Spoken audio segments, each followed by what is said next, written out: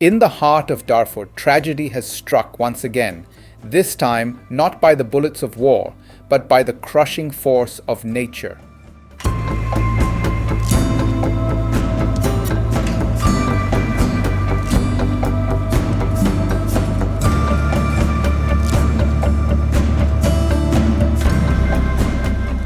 A devastating landslide in western Sudan's Marra mountains has claimed the lives of more than 1,000 people, according to the Sudan Liberation Movement, which controls the area.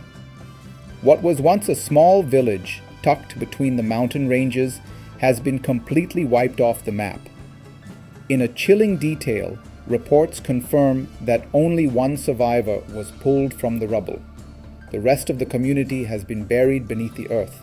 The landslide followed days of heavy rains that loosened the unstable mountain soil.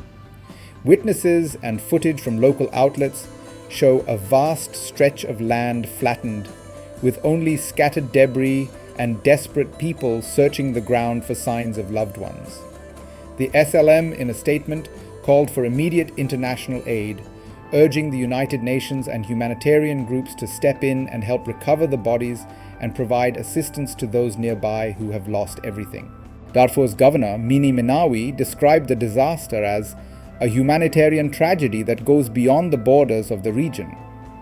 His words reflect the magnitude of the crisis, which has unfolded in a part of the country already devastated by years of war and displacement.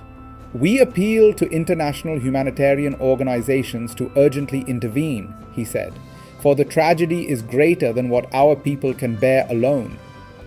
This landslide comes amid the backdrop of Sudan's brutal civil war, now entering its third year. The fighting between the Sudanese army and the paramilitary rapid support forces has turned much of the country into a battlefield, with Darfur among the hardest hit regions.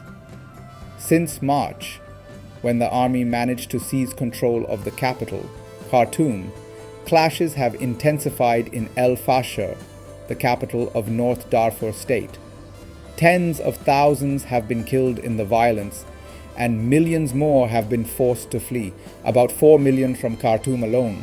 The Marra Mountains, where the landslide struck, had become a refuge for displaced families escaping the violence. Ironically for many, this area was supposed to be a sanctuary away from bombs and gunfire. But now, the mountains themselves have betrayed the people. With the village obliterated, survivors nearby have been left stranded without shelter, food, or water. Aid remains almost impossible to deliver, as much of Darfur is inaccessible to international agencies due to the ongoing conflict. Sudan is already in the grip of one of the world's worst humanitarian crises.